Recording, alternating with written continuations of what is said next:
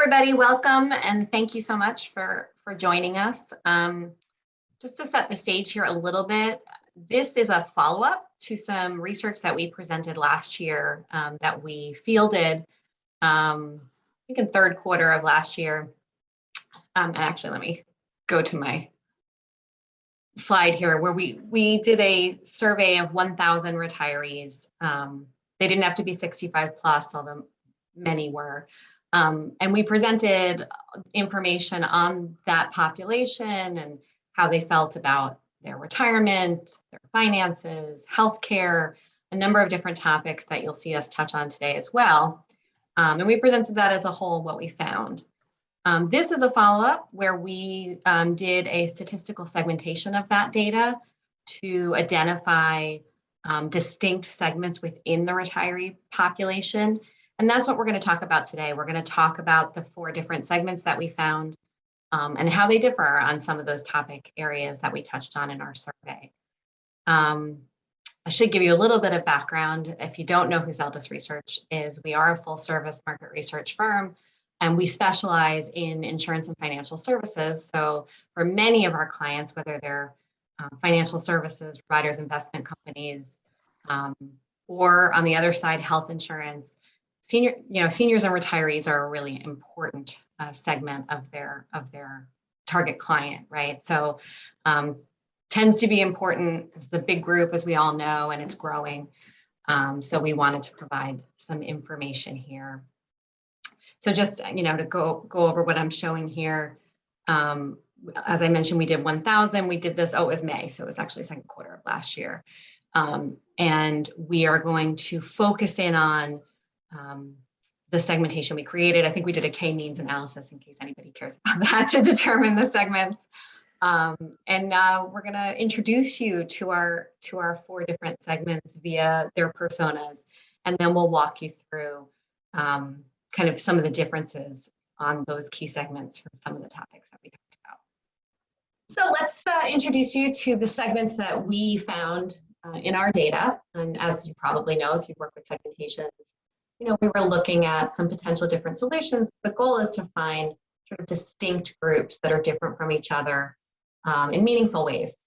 So that's what we did here. This was the solution we thought made a lot of sense, breaking this population up into meaningful segments. So we're going to introduce you to each of these on subsequent slides and tell you more about them, but just to give you an overview, our smallest segment at 13% are what we are calling our lost strugglers. And again, you'll learn more about them in a bit, but they're certainly our segment, as the name suggests, that do have more difficulties or are struggling a little bit more, both personally and financially. Then we've got 21%, at 21% are health conscious spenders that I think we'll meet in a minute. We've got 33% are optimistic planners that you'll see as kind of our sort of best positioned segment financially. They've been doing a lot of planning most of their lives, and that's put them in a really good position in retirement. And then the final third of our sample are what we're calling spontaneous freedom seekers. And we'll learn about this adventurous group in a bit as well. I'm going to now hand off to my colleague, Catherine, who along with myself, we do a lot of the financial services research at Zeldis. And she's going to walk you through our first segment. Thank you, Amy. I'd like to introduce to you Kathy. Kathy is our health conscious spender. One of the key factors of Kathy is that she is energetic, she is upbeat, she is optimistic and positive, a really positive personality. She thinks numbers just an age is just a number, but it's nothing else than that. And one thing that's really distinctive about Kathy also is that she's a spender. She likes to spend her money. Whether or not she has that or not is another story, but she is a spender, and it makes her feel happy and optimistic, and that's where she goes. In terms of her current age, she's on the younger end of things currently in terms of segmentation. She's 67. She started saving at 33, which is on a little bit later than some of our other segmentations.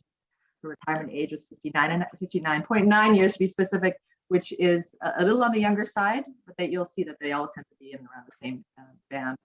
And from a retirement savings perspective, she is on the lower end of the 4 segments. She and Joyce, who you'll meet in a second, are the lowest. in terms of her preparation, her planning for retirement, her level, is in the middle somewhere, maybe leaning toward on the lower side, but she's moderate. And she has the following goals and needs when it comes to retirement. One is to stay healthy and active. She wants that so that she can pursue her hobby, so that she can travel, that she can do those things that she wants to do, spend her money on the things that she wants to spend her money. But she also has that notion of wanting to maintain and build income as well. In terms of needs, a lot of it for her is related to education and understanding. So it's financial advisory, it's knowing what health plan to select, finding affordable care options, understanding long-term care, and also estate planning. And when you look at her metrics when it comes to financial preparedness, understanding of healthcare, and understanding of long-term care, she, along with Joyce, who we'll meet in a second, she's definitely on the lower side. So it's mid to low when it comes to preparation, very low when it comes to healthcare options, and sort of mid to low as well on her long-term care understanding. But that is Kathy in a nutshell. Yes, and I should also note that because she hasn't necessarily saved the most, but she likes to spend money, she's also more likely to have a part-time job, to continue working part-time, to earn a little bit of money to keep those things going. All right, I'm going to introduce you now to Thomas, who is our optimistic planner. He's been planning for a long time for retirement. He's a numbers guy, he's a planner. He likes to prepare.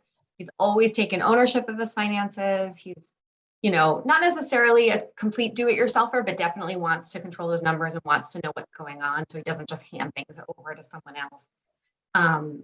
He works with a financial advisor, but he definitely partners in that.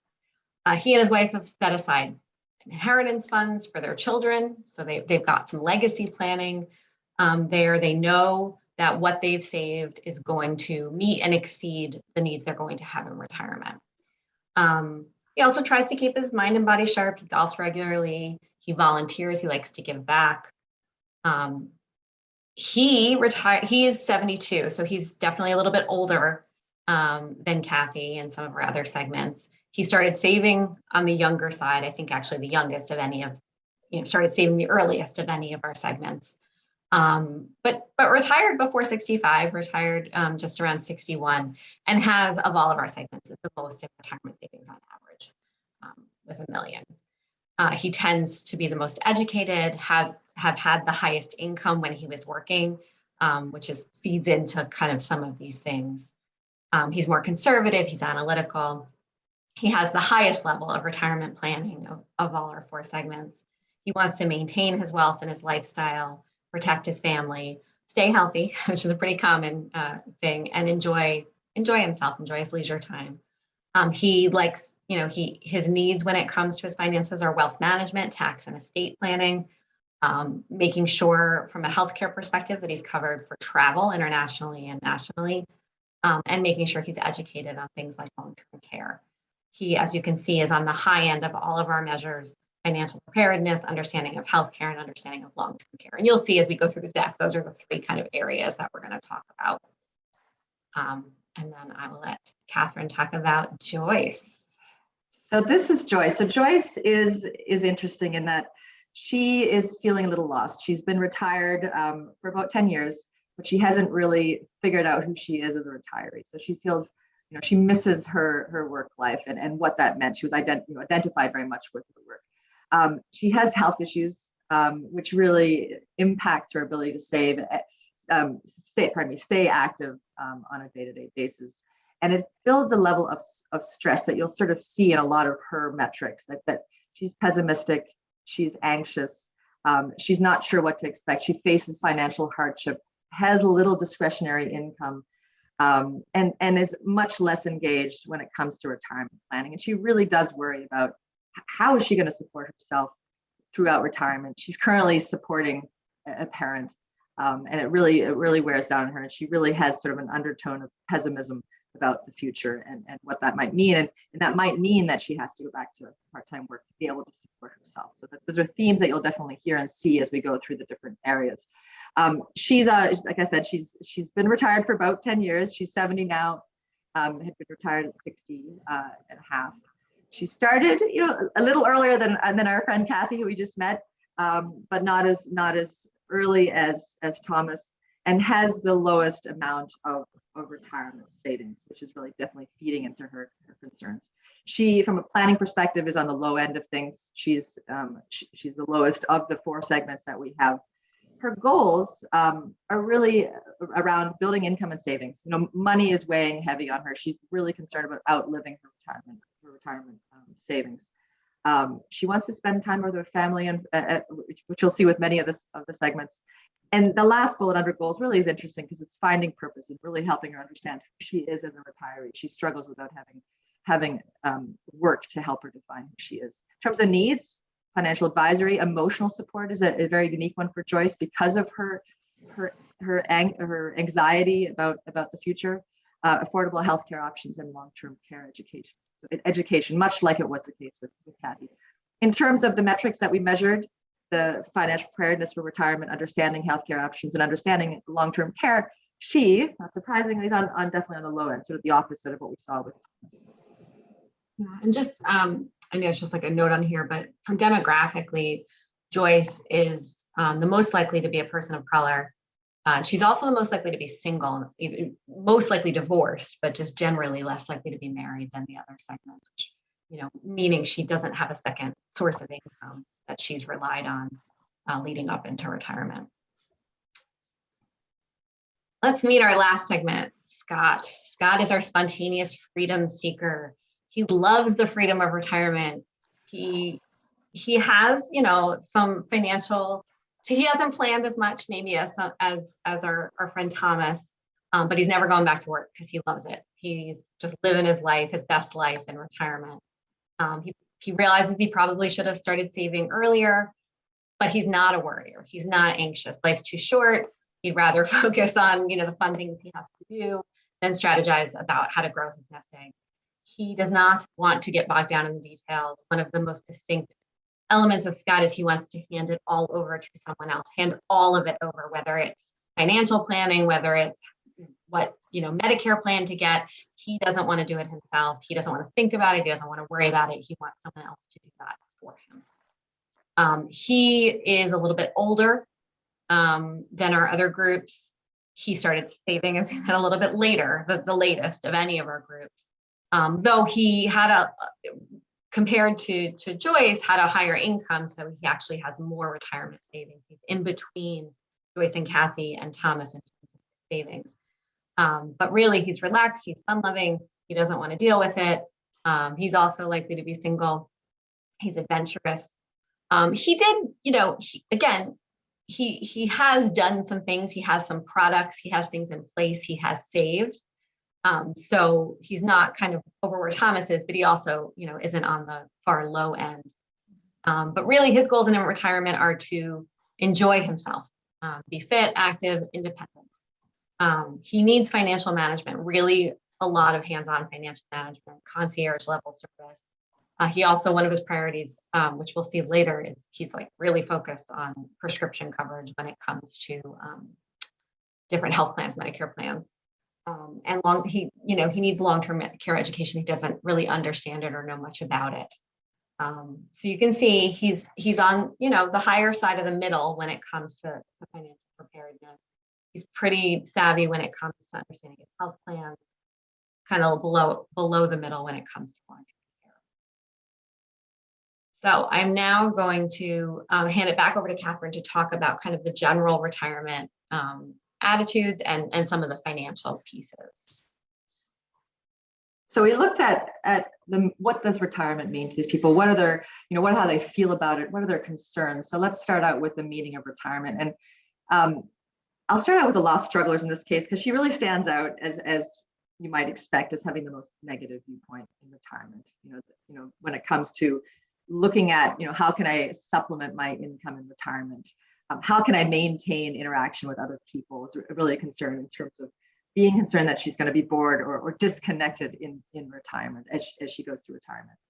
So that she stands out as the most negative. When you look at the other ones, if you look at starting on the left-hand side with Kathy, our health conscious spender, she is all about her, right? She's all about me and what I could do. How can I spend time on my hobbies? How can I indulge, time to indulge myself? So when I think about Kathy, I think about it's about her. It's about her time and about how she can spend her time. She does have increased concerns and attention to her health as well. So she has to keep her health up so that she can do all the things that she wants to do. She may, it's a minor point, but she may also, as mentioned in the personas, need to look for part-time work is a concern. Again, remember that she has one of the lower amounts of retirement savings. Now, when we look at the optimistic planner, our friend Thomas, he's done his planning. He's got all his ducks in a row. So now he's really thinking about leisure. He's thinking about his family. He's thinking about his hobbies. Those are the top ones for him. He's done. He doesn't have to worry about it so much. He's most likely to have an advisor who's helping him make sure that the numbers are all in check. And then I'll jump to the far, our Scott, our spontaneous freedom seeker. He too is really focused on time for leisure. Not surprisingly, that's his major thing. There's no obligations. He's not going back to work. And that's what retirement means to him. It's really enjoying himself and having the time to stop working completely. He's not going to be doing a part-time gig like the lost struggler may have to, and or Kathy may have to. Just briefly to touch on their feelings about retirement. When looking across the four segments, across segments, the retirees, all four of them were most likely to identify with keeping their mind and body active, which is something I hear all the time when I interview retirees, is that concern of health and how do I stay engaged? How do I stay healthy? So that was across the segments. And across all the four segments also is making sure that their estate is in order, which I found really interesting, because when we look at the financial products they own or the approaches and things they've done, there's a lot of differentiation there. So, but that's what their feelings are across the four different segments. But when we look at the four more specifically, I think that a lot of the stuff aligns with what we've talked about already. So when we look at the health conscious spender, Kathy, she's engaging in specific hobbies. She has plans to travel. What I find interesting with her is that she identifies, or her feeling about retirement, that last bullet, sometimes feeling a lack of control over the direction life is heading, right? So there's a bit of, even though she's very optimistic, there's still that need for education or that need for guidance, which is some of the needs that we saw in her persona. Our Thomas, the optimistic planner, he understands money. He's engaged. He has an advisor most likely, but he's engaged with his finances. He's planned carefully. He feels very confident, very in control of what's going on. He feels his best days are ahead. He has his hobbies and he feels comfortable doing that and having time for leisure because he knows everything is in order. And he continues to he's actively worked in the past towards savings, and he knows that he's good to go looking forward and looking into the future. The lost struggler, she's the one that had the lukewarm attitudes across nearly all of the retirement attributes that we asked about. She's, when it comes to retirement, her feelings are, my job is no longer my job and I don't have that identity. So she's really struggling with identity. She's struggling with finance. Those are sort of the two main struggles that she has about knowing, am I going to outlive my money? She didn't spend much time prior to retirement thinking about retirement, and now is sort of feeling anxious about what to expect and how that's going to play out. She also has a layer of anxiety when it comes to health, and feels a little bit out of control. And then our Scott, our spontaneous freedom seeker, his feelings when it comes to retirement is really, it is what it is. He's sort of footloose and fancy free, I think is the expression. And he has a strong social network. He's very connected with his family and his friends mostly. So his approach is very loose, let's say. And that's how he feels retirement should be. When it comes to concerns, again, across the segments, they were likely to say, staying healthy enough to enjoy retirement is the number one concern. And that, again, is consistent with so much research that we do with retirees that they're concerned about health. But when you start looking at other layers of concerns, there are some differences between the four segments. Kathy, the health conscious spender, she's most likely to have the most concerns. So she's worried about healthcare costs. She's worried about having enough money to do what she wants, which is different than Joyce, who's worried about outliving her money. So Kathy wants to make sure she has enough money to do what she wants to do. she's nervous about or concerned about choosing the wrong healthcare options. Again, sort of underlying that need for guidance that Kathy really has. The fewest concerns are with Thomas. He's planned. He has fewer concerns. Taxes is something, but that's something very specific that maybe is a little bit out of his control. Looking forward, he can't. He won't know necessarily what will happen in terms of taxes, but has planned as much as he can. His concerns are also just staying engaged with his family and leaving a legacy for his family as well. 55% of our optimistic planners feel they have saved enough or have saved more than what they'll need. And I skipped over Kathy. Almost half, or 4 in 10 of our health conscious spenders feel they have saved less than they need, which again, I don't think should be a surprise. Let me talk about Joyce, the lost struggler, briefly. Her sole concern is really outliving retirement savings. 38% of our lost strugglers feel they have saved less than what they will ultimately need in retirement. And then last but not least on this slide is Scott, the spontaneous freedom seeker. His big concern is not being able to care for himself long-term, right? And also being bored, which again is not a surprise based on his outlook and how he sees retirement as being a time for leisure, a time for travel. He's worried that if he's unable to take care of himself, then maybe he won't be able to do those things, and then boredom might happen. 41%, feel that that's right. Of the spontaneous freedom seekers feel they've saved what they'll need in retirement. So let's talk about planning in particular. And we've seen some of these stats on the prior slide, on the persona slides.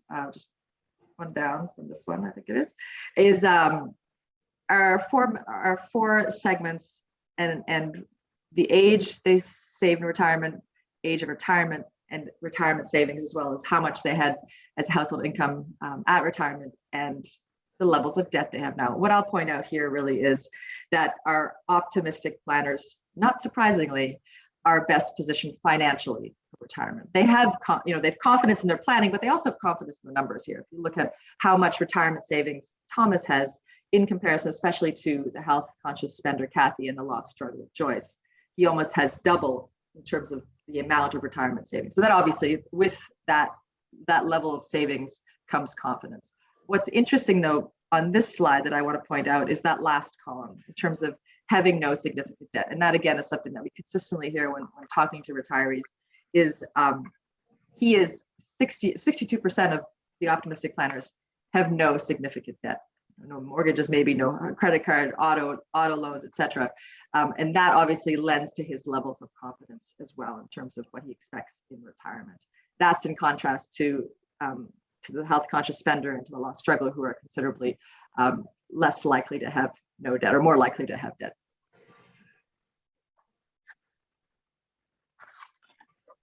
So let's take a look at the products owned. And here again, there's some interesting things happening. So the optimistic planner, so the green, the optimistic planner is most likely to own a number of financial products and specific kinds of financial products. So let's take a look at savings accounts, across the board, give or take. Those numbers are quite high, maybe 83% for the lost strugglers, indicating that she's potentially underbanked. But let me focus on the retirement accounts and the other investments, especially. When you look at the optimistic planner, he's significantly more likely to have an IRA, to have a pension, to have a 401k or a retirement plan of some sort, but also, in addition to that, more likely than any of the other segments to have stocks, mutual funds, annuities, ETFs, etc. So other kinds of brokerage accounts, other kinds of investment accounts. Again, that is probably indicative of the fact that he has a financial advisor and has had guidance in terms of his finances. In contrast, or not in contrast, in the other, the spontaneous freedom seeker is also likely to have, well, the savings accounts, but also the retirement accounts. And the spontaneous freedom seeker is also most likely of the four segments to have life insurance, whether it be whole or term. When we look at the financial actions taken or planned, as you may have guessed, the optimistic planner obviously has taken the most steps to plan. So when you look at, and that's the green bar, the optimistic planner. So he's most likely to have planned for unseen expenses more so than the other three segments. He's most likely to have discussed the end of life wishes with his family as well. He's making travel plans, so he's looking forward again. He's future looking, he's optimistic. He feels his best days are coming up. He's volunteering. He's downsized his primary residence. And he's also looking at ways that he can support his children. As you remember, like legacy, both now supporting his children, but also in the future is important. And also has probably moved into an active adult community. In contrast, our lost struggler, she's the one that's the least likely prepared. Again, not surprising because she was the least likely, as you saw in the persona, she's the least likely prepared for retirement in general. So she's most likely, she's least likely, to have created a will, least likely to have planned for those unforeseen expenses. Remember, she has little extra money, so it's harder to plan, obviously, the fewer assets you have. She is least likely to have discussed her end of life wishes with her family as well. She's not making travel plans. And then if we look at her numbers on the far right, she's also most likely to be supporting her parents. Again, that's a financial strain potentially. And also most likely to be taking on a gig or part-time job, likely for the additional income versus the social engagement.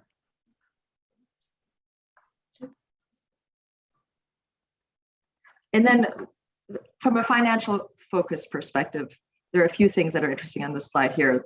The optimistic planner, as we've mentioned already, he's significantly more likely to be working with a financial advisor than any of the other segments. So 65% of the Thomases out there currently work with a financial advisor. They pay a lot of attention to the investments. They also are most likely to have a strategy for spending down their retirement savings, likely because they're working with an advisor. So again, they really stand out in terms of their planning. Again, that's why we named them the optimistic planner, especially in contrast to the other segments. When you look at the other segments, they're much less likely to be working with a financial advisor.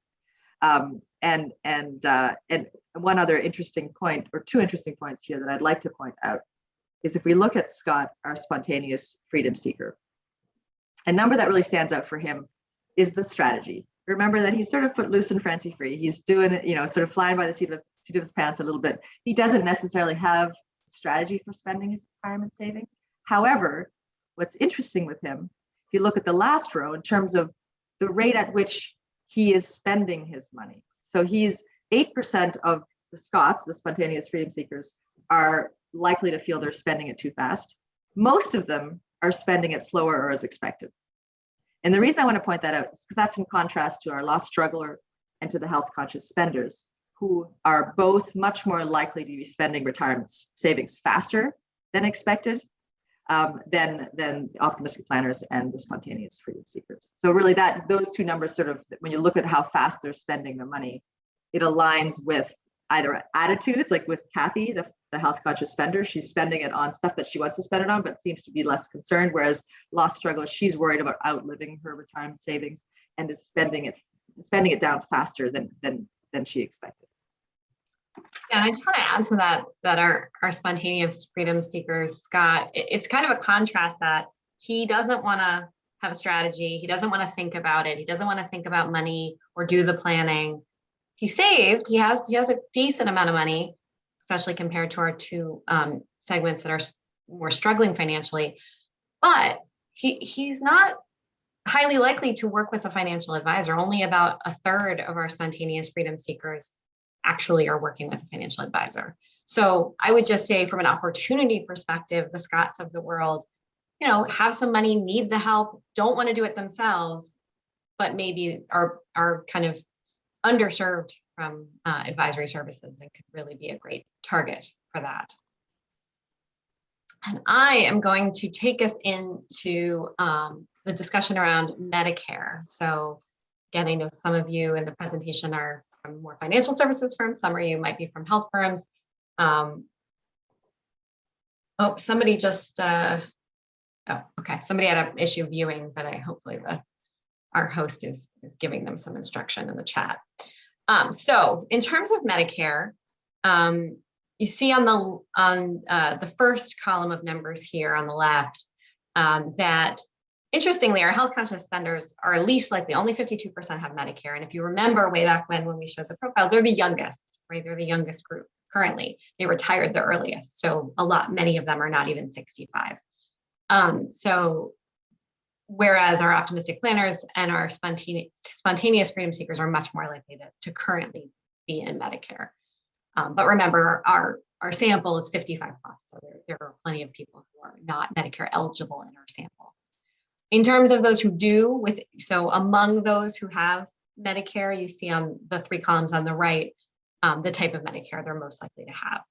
So Medicare Advantage, somewhere between 40 and 50%, Medicare Supplemental or Medigap, and this is what we, generally see in the population, less likely, but optimistic planners are more likely, and that does tend to be something that folks who are more affluent do over a Medicare Advantage plan, and pretty small numbers of folks who have original Medicare only.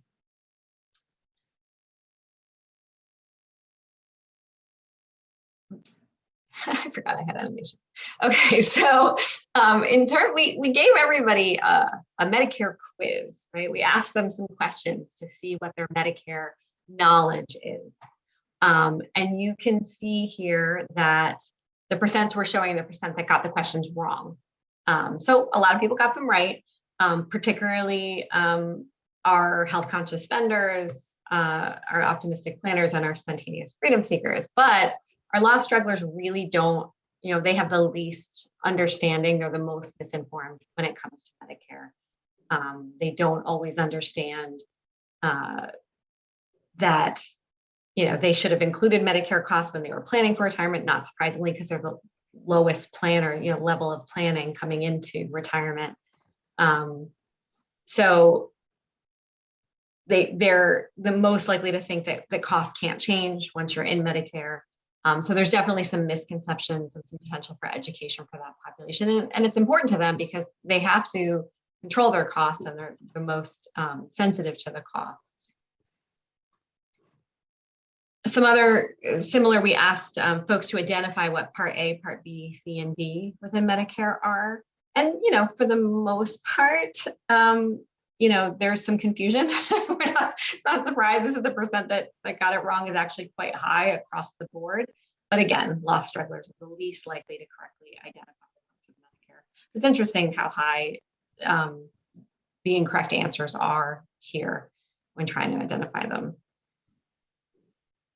In terms of Medicare concern, we asked, them to rate their concerns, a number of different attributes around Medicare and perceptions of Medicare. And you can see almost on each of these are 2 kind of more struggling segments, our health conscious spenders and our lost strugglers really lack the confidence, lack the knowledge, don't feel like they don't know, they don't understand the difference in the types of plans. They felt like transition to Medicare wasn't easy. Keep in mind, though, a lot of the health conscious spenders haven't done it yet. So obviously, if you haven't done it yet, you might be more anxious, you might be less knowledgeable, and that's probably feeding into that for that group. But not feeling confident, not, that they understand their plan or that they're in the right plan.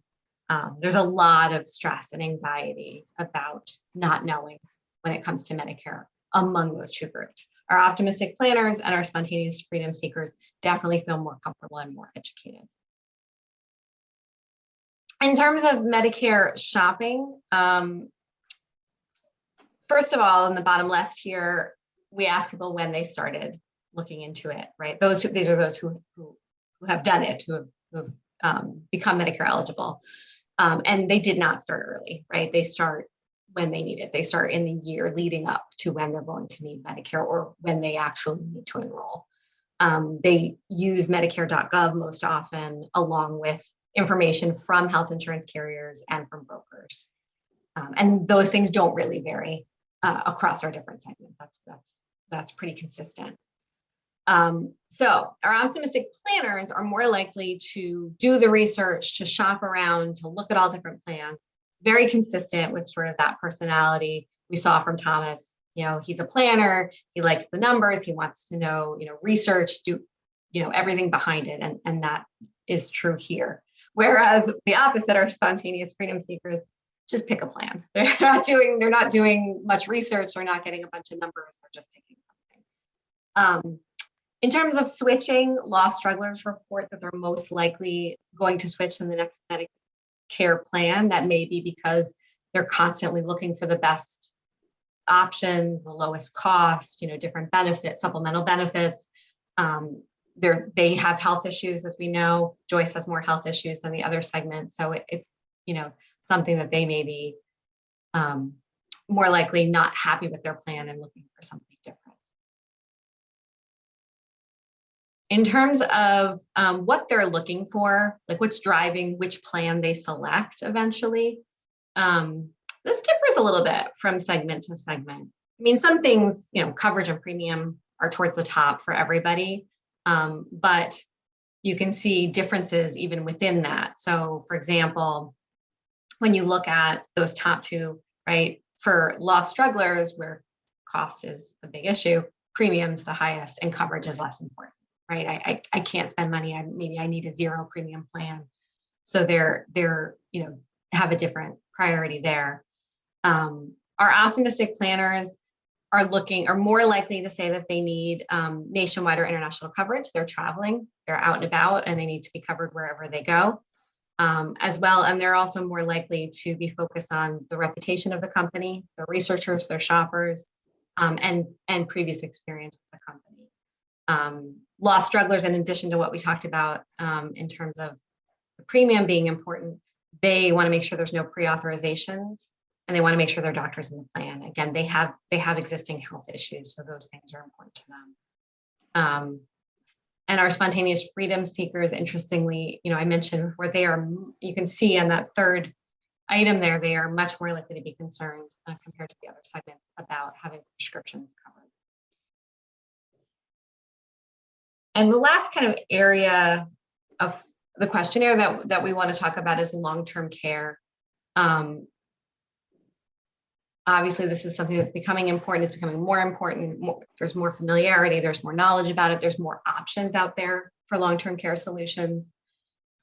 So I think not surprisingly, our optimistic planners are the most likely to be familiar with long-term care products, and they're the most likely to have long-term care insurance. Again, planners thinking about the future, also thinking about legacy planning and their kids and not wanting to be a burden.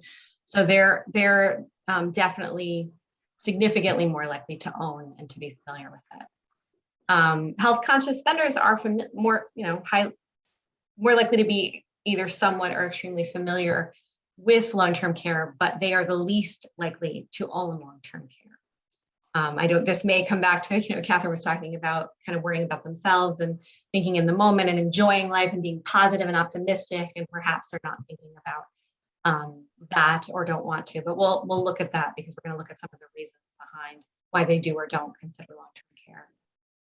And law strugglers really don't have a lot of familiarity, right? So 39% have heard of it, but they really don't know much. Another 8% have never heard of it, although 17% do own. There's fairly low familiarity as a group. So just like Medicare, we asked a long-term care quiz. And here again, similar to the Medicare parts and getting those right, this is the percent incorrect is quite high. So definitely a lot of misconceptions around long-term care in terms of like how much it will cost, the average cost of a facility or in your home, how long you might need long-term care, all of those things. There's a lot of misinformation, misconceptions out there, particularly among the law strugglers. Again, and this was consistent with Medicare, there's definitely an educational need for some of these things for those law strugglers, for Joyce and that group. But again, across the board, there's definitely a need for information and education around long-term care. So we looked at, generally barriers, a list of potential barriers for purchasing long-term care. And we see that there are some differences among the groups about what's preventing them or what's standing in the way from them potentially having a long-term care solution. So across the board, across segments, cost, right? Cost is up there with everybody. For everybody, that's the top barrier. It's less of a barrier for Thomas and our optimistic planners. So they're the least likely to say cost is a barrier, although it's still at the top. For them, they feel like they'll self-fund. They feel like they have the money, and that's another reason why they don't purchase, or their advisor hasn't recommended it to them. It's not on their list of sort of things that they should be doing. For Kathy, our health conscious spender, who, if you recall, is the least likely to own long-term care, she's got other financial needs take priority, right? She's spending down quickly. She doesn't have as much savings. She just doesn't have as much money to put towards that. She also doesn't know what's available. She doesn't know who to talk about. So there's also kind of a gap in terms of education, knowledge, or resource for that. Lost strugglers, and this comes back to that sort of attitudinal aspect of this group. She's really pessimistic, really unhappy in retirement, anxious. They don't want to think about it. They've got a lot going on. They're taking care of their parents, right? So at least I do a lot of long-term care research. One of the things we find is one of the biggest drivers of getting long-term care coverage of some kind or solution is that you know someone who needed it, right? So ostensibly this group, the Joyces of the world, are taking care of more likely to be taking care of a parent and being exposed to a long-term care need, but it's still, something they don't want to think about. And then there wasn't anything that kind of stood out for the spontaneous freedom seekers as a unique barrier aside from cost. But on the flip side, what would be the benefits? What are the benefits of owning some sort of long-term care solution? So again, we have some things that kind of are at the top across the board, and that's peace of mind, not burdening children, maintaining your assets, right? Not spending everything down, and making sure you get the care that you need. Then some of the things that are unique among the segments is for Kathy and our health conscious spenders who see the most benefit. They're most likely to rate many of these things as a benefit of long-term care. So they see potential positives here, but they're kind of more likely to say that they don't have someone, do not have children or spouse to care for me if needed, as the benefit, right? They don't have someone else who will take care of them, and so they might have more of a need. The optimistic planners are more likely to like the sense that they can control how they get care, maintain the assets, right? They're more worried about legacy planning, potentially get better pricing. They're thinking ahead, which most people don't when it comes to long-term care. Whereas if you get it earlier, it can be less costly, right? So they're thinking about that. Our lost strugglers, there's nothing unique, and they are least likely on almost everything to see the benefit. They just don't. And our spontaneous freedom seekers are worried about maintaining dignity and controlling their own care. Right? They're independent, fiercely independent. Don't want to have to depend on someone else. So those are kind of the topics in the questionnaire that we covered, and looking at those differences. So we're just kind of summarizing here. And this last section, some of the ways that a company might talk to these different groups, might message to them, might highlight messaging or priorities, or different things to think about when targeting these different groups. So for Kathy, for our health conscious spenders, they're pretty liberal. So if that aligns with the brand, that's something that might resonate with them. For them, retirement is a time of activity, being active, having fun, having a good time. They're health conscious, right? They're all about staying healthy and fit. So talking about that, maximizing their savings, ways that they can save money, earn extra income, continue maybe to grow their nest egg as opposed to depleted in retirement. But really focusing on cheerful, positive messaging. If talking to them about the value of an advisor, it'll be about support and education. They are looking for Medicare and healthcare education and assistance. They feel anxious about that. They're looking for resources there. They're looking for, in terms of a health plan, affordable, with lower out-of-pocket costs. Something else they were focused on was the availability of specialty providers. And again, with long-term care, it's education. They saw the benefits, right? They see it as a benefit, but they're the least likely to own it. So, they need to understand what's available to them and how it could work. For our optimistic planner, kind of the flip side, they're more conservative. So if those values align with your brand, that's something that might resonate with them. They see retirement as a time to spend time with family and to give back. They're more likely to be volunteering in the community. They're focused on wealth management, investments, and tax and inheritance planning, right? So kind of things that are, they've saved the money and now they need to know what to do with it as they're going into their final stages. They see financial advisors as a trusted partner, not someone necessarily to hand everything off to, but someone that you're going to work with.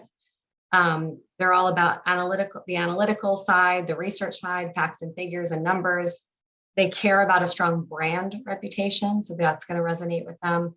In terms of the health side, they are focused on making sure that they're having international, national, nationwide health coverage. And again, for them, long-term care, they're more likely to own it, but one of the barriers is they think that they can self-fund. So educating them or talking to them about how much that can really cost and how quickly it can deplete your savings. For lost strugglers, you have some recognition and messaging that retirement isn't all, vacations and beach chairs, and can be challenging and stressful. Managing mental and physical health would be important for this population, talking about mental health, talking about caregiving for aging parents, or even, being at sort of the upper end of that sandwich generation. Maybe they have, young adult children that they're also might have to help support. Growing retirement savings and income. So continuing to grow the nest egg even when you're in retirement versus just spending it down. Support, assistance, solutions. We're gonna make it easy for you. We're gonna help you. Those are the kinds of messaging that could resonate. A value of a financial advisor to help you maximize what you have and maybe build it. And then a lot of educational support, Medicare and healthcare. They really are struggling with making Medicare decisions, as well as long-term care education, understanding why they would need that, what the benefits would be. Again, I think a lot of them might be caring for aging parents, that's a way in to talk about the benefits. They want health coverage where they can keep their doctors. So that's important, as well as obviously keeping the cost down. And finally, for the Scots of the world, our spontaneous freedom seekers, they've got messaging, right? Freedom, flexibility, independence, adventure. Retirement is a time to enjoy your working years, or the rewards of your working years, excuse me, really kind of step out into this new life of freedom. Appeal to the easygoing, relaxed nature with messaging that means it's going to make it easy for him. He's not going to have to do anything. He's not going to have to work too hard. Don't worry, we've got it taken care of for you. We'll take the worry away. We'll take the pressure off or the burden off of you. The value of retirement and investments, making his money work for him. Having the value of financial advisors that would speak to him would be doing the work for him, right? Taking that, again, burden off of him so he doesn't have to worry about it. Same thing with an insurance broker or even a carrier, health insurance carrier. Prescription coverage we talked about as a focus, and focusing LTC messaging on maintaining dignity and independence. Please feel free to reach out to either Catherine or I, or if you, also I mentioned this was a follow-up, right? So there's a whole deck about all the detailed answers to some of the questions we touched on in this, kind of by our whole survey population. So if you missed that or you're interested in that, definitely let us know. We're happy to share that as well. I think on our website, there's a link to that too. Amy, do you have your contact information?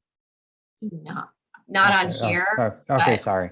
That's okay. But Michael send that out. Yeah, we'll send that. Okay. We will include it in the email, and I'd like to recommend to all the attendees to follow Zeldis Research on Facebook and on LinkedIn, whatever your choice is. I'd recommend LinkedIn.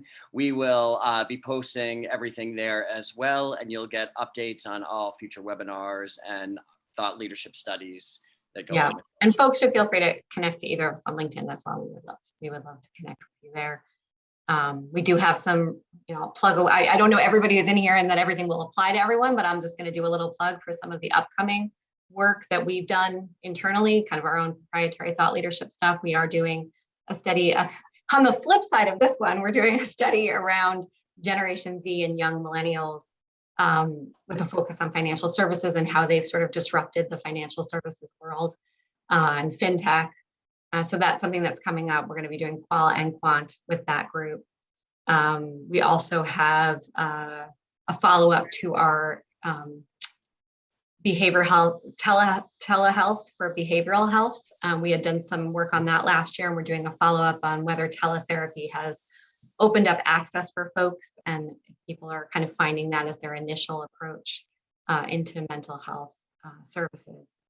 So those are two. Oh, and a pet insurance. We're also doing something on pet insurance. We have a lot of P&C clients in our insurance group as well. So anyway, those are all things. Please reach out to me if you have any questions or you want to know more.